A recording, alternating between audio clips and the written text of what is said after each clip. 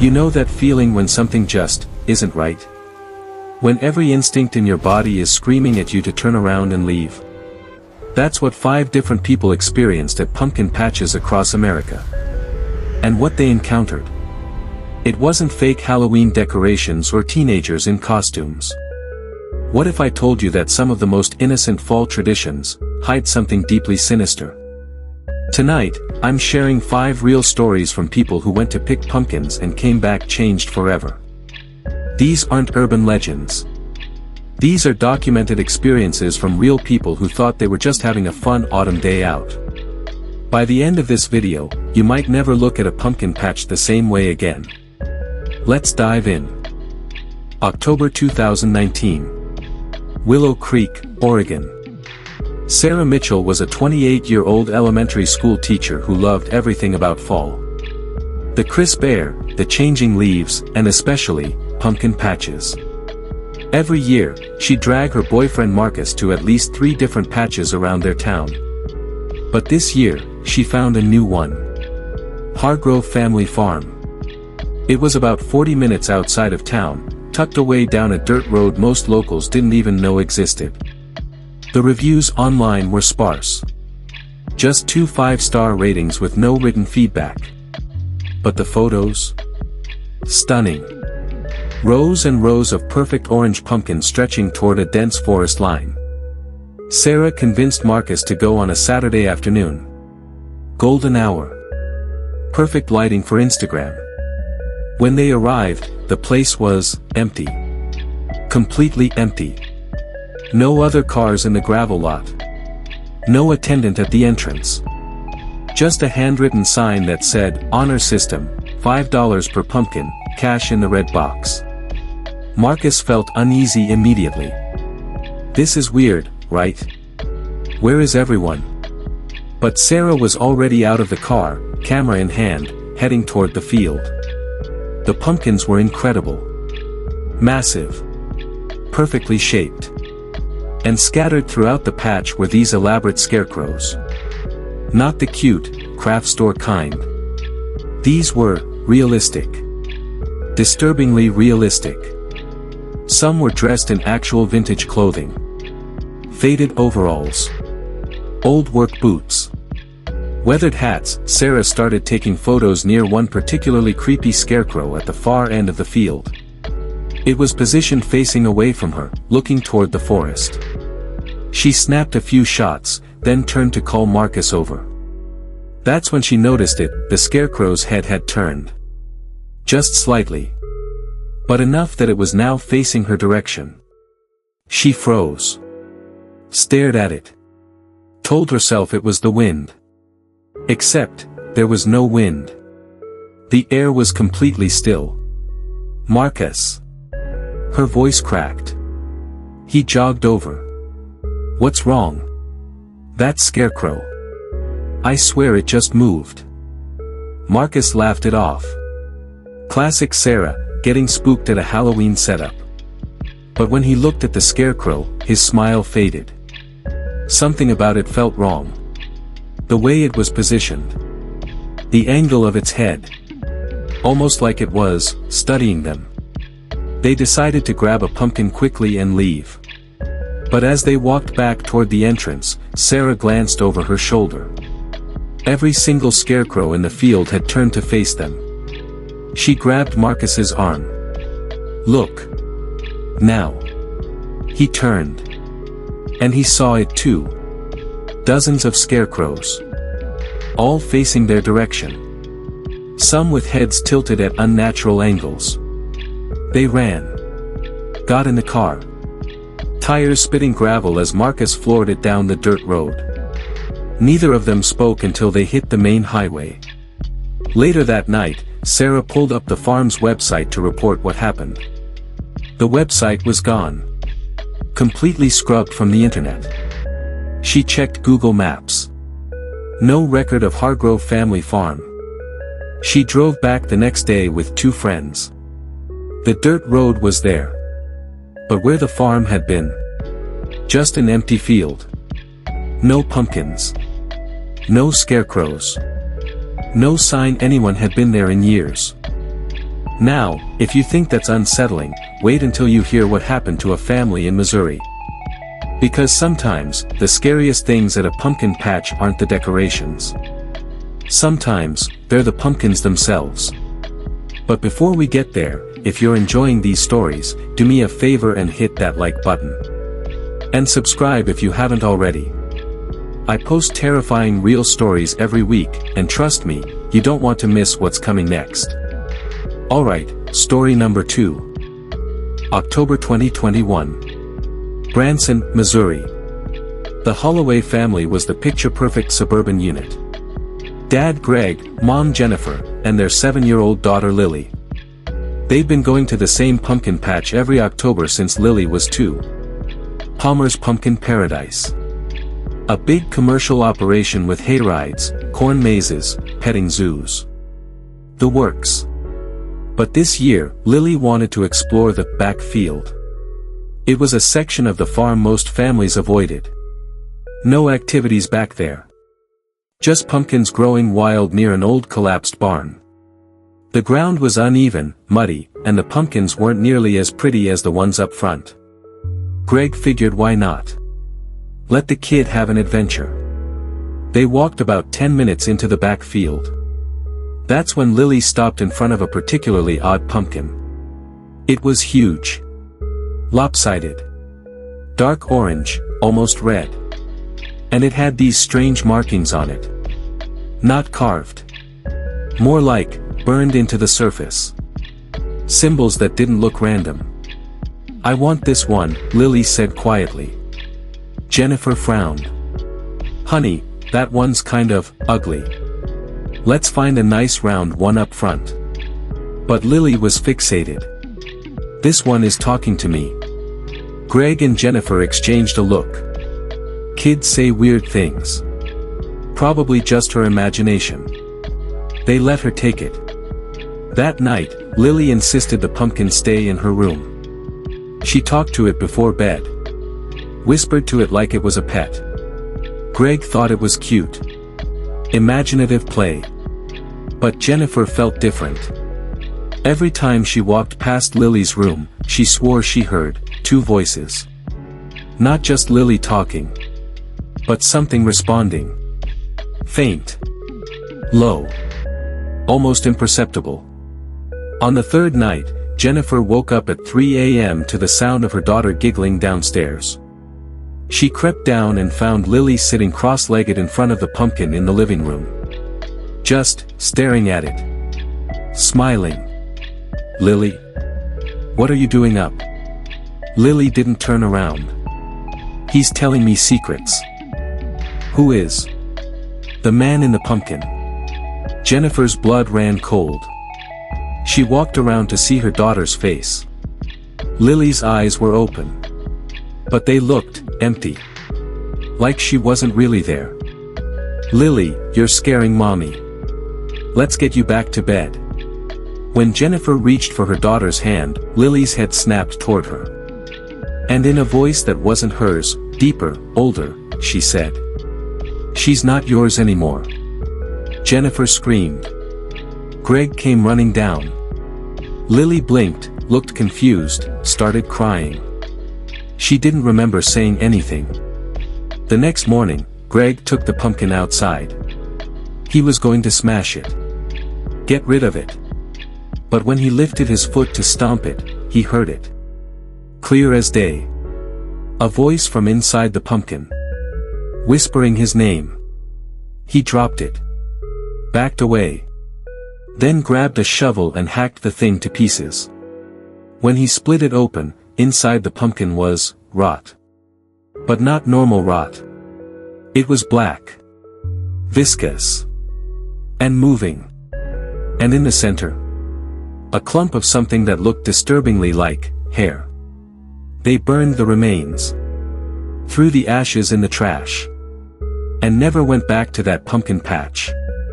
Lily didn't speak for 2 weeks. And when she finally did, she told her parents she didn't remember anything after picking the pumpkin. Just darkness. And a man's voice telling her to stay quiet. You still with me? Good. Because we're about to shift gears. The next story involves an entire group of friends. And a corn maze where people don't come back out the same way they went in. Stay locked in. October 2020. Ashford, Connecticut. For college friends. Tyler, Becca, Ramon, and Chloe. They decided to spend Halloween weekend at a massive pumpkin farm called Thornfield Acres. The main attraction? A 15-acre corn maze. One of the biggest on the East Coast. They entered at dusk. The maze was packed. Families. Couples. Groups of teenagers. Everyone laughing, taking selfies, enjoying the spooky vibe. But about 20 minutes in, the crowds thinned. And then, vanished. Tyler's group found themselves completely alone. Surrounded by 10-foot-tall cornstalks on all sides. No voices. No rustling. Just silence. Did everyone leave? Chloe asked nervously. They tried to retrace their steps. But nothing looked familiar. Every turn led to another identical corridor of corn. Tyler pulled out his phone. No signal. Becca tried hers. Same thing. Ramon tried to stay calm. Let's just pick a direction and stick with it. We'll hit an exit eventually. They walked for an hour. Maybe more. The sky grew darker. And the maze changed. They started noticing things that hadn't been there before. Old wooden signs with strange phrases like, "Turn back," and "Not for you." Corn husks tied into shapes that looked like human figures. And the corn stalks themselves seemed thicker. Closer together. Then they found the clearing. In the middle of the maze was a small circular space. And in the center, a stone well. Ancient looking. Covered with a rotting wooden lid. This wasn't on the map, Becca whispered. Tyler approached it. Lifted the lid slightly. A smell hit him. Decay. Wet earth. Something worse. And then he heard it. Scratching. From inside the well. He dropped the lid. We need to go. Now. But when they turned around, the path they'd come from was gone. Solid wall of corn. Panic set in. They tried every direction. But the maze kept rearranging. Every path led them back to the well. And the scratching got louder. Chloe started crying. Ramon was shouting for help. Tyler tried to force his way through the cornstalks, but they were too thick. Like they were holding them in. Then Becca saw it. A figure. Standing at the edge of the clearing. Tall. Wearing burlap. Watching them. Who is that?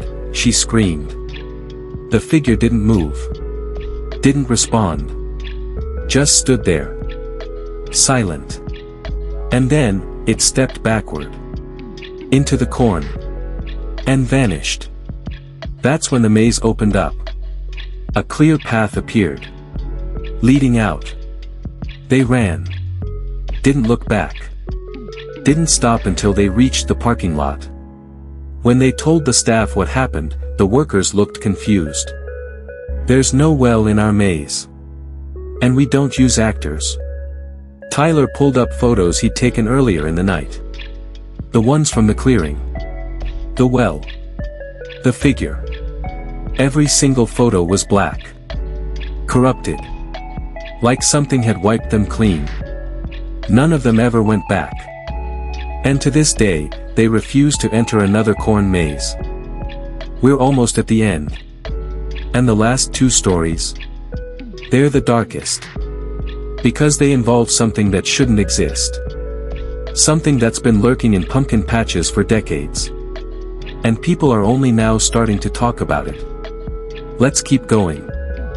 October 2018. Lancaster, Pennsylvania. Daniel Ortiz was a photographer. Freelance. He specialized in autumn shoots. Families. Engagements. Seasonal portraits. He'd been to dozens of pumpkin patches over the years. Never had a problem. Until Merrick Farm. He'd been hired by a young couple for a sunset session. The farm was beautiful. Rustic. The couple was happy, easy to work with. Everything was going smoothly. Then Daniel saw the child. A little boy. Maybe 5 or 6. Standing alone at the far edge of the pumpkin field. Just staring. Directly at Daniel. He waved. The kid didn't wave back. Just stood there. Grinning. Daniel figured the kid's parents were nearby. So he went back to shooting. But every time he looked up, the boy was closer. Not walking. Just appearing. 10 feet closer. Then 20. Then right behind the couple. The couple didn't notice. Didn't react. Like he wasn't there. Daniel lowered his camera. "Hey, buddy. You okay? Where's your mom?" The boy tilted his head. And his grin widened.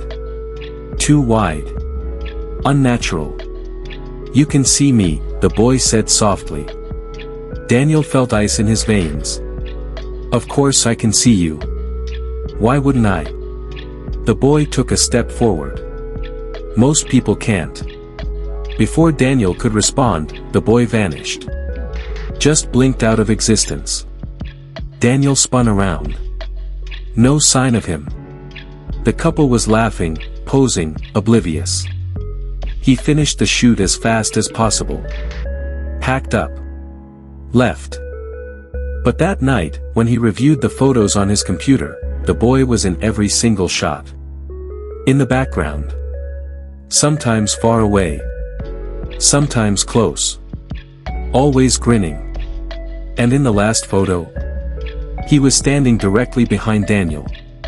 Close enough to touch. Daniel deleted the entire session. Told the couple there was a technical issue and he'd reshoot for free. But he never went back to that farm. And he stopped taking fall portraits altogether. Because in every pumpkin patch he visited after that, he'd see the boy. Watching. Grinning. Getting closer. October 2022. Salem, Massachusetts. Our final story comes from a woman named Vanessa Cole. She was visiting Salem for Halloween. Doing the whole tourist thing. Which museums? Ghost tours. And on her last day, she decided to visit a small pumpkin patch on the outskirts of town. It was called Blackwood Hollow. The moment she stepped onto the property, something felt wrong. The air was heavy. The pumpkins looked off. Misshapen. Almost diseased. But Vanessa shrugged it off. It was Salem. Everything was supposed to feel spooky. She walked toward the main field. That's when she saw the sign. Do not enter after dark. It was 4:47 p.m. Still light. Barely. She ventured in. The pumpkins were massive. Some the size of boulders. And as she walked deeper, she noticed something disturbing. Every single pumpkin had a face. Not carved. Naturally formed. Like the pumpkins had grown into grotesque human expressions. Agony. Fear. Screaming. Vanessa felt nauseous. She turned to leave. But the sun had set. Completely. And she'd only been inside for maybe 10 minutes. She pulled out her phone. 8:34 p.m. That was impossible. She ran toward the exit. But the path twisted. Looped. And the pumpkins, they were glowing now. Faintly. From the inside. And then she heard them. Voices. Coming from the pumpkins. Whispering her name. Vanessa, stay, join us. She screamed. Sprinted blindly. Tripped over a vine. Fell hard. When she looked up, she was face to face with a pumpkin. And inside it, a face. A real human face. Pressed against the inner wall. Eyes wide. Mouth open in a silent scream. Vanessa scrambled backward. Ran harder than she'd ever run in her life. And somehow, she found the exit. She collapsed in the parking lot. Gasping. Crying. When she looked back at the field, everything was normal. No glowing pumpkins. No voices. But on her phone, she had a notification. A photo had been automatically uploaded to her cloud. A selfie. Taken inside the field. She didn't take it. In the photo, she's standing in the pumpkin patch. Smiling. And behind her, dozens of figures. Humanoid. Made of vines and pumpkin flesh. Reaching toward her. She deleted the photo. Blocked the memory. And never spoke about it again. Until now. 5 pumpkin patches. 5 encounters with something unexplainable. So next time you're picking out a pumpkin this fall, pay attention. To the scarecrows. To the pumpkins. To the things standing just out of sight. Because not every pumpkin patch is just a farm. Some of them are something else. If you made it this far, drop a comment and let me know, have you ever experienced anything strange at a pumpkin patch? I read every single one. Hit that subscribe button. Turn on notifications. And I'll see you in the next nightmare. Stay safe out there.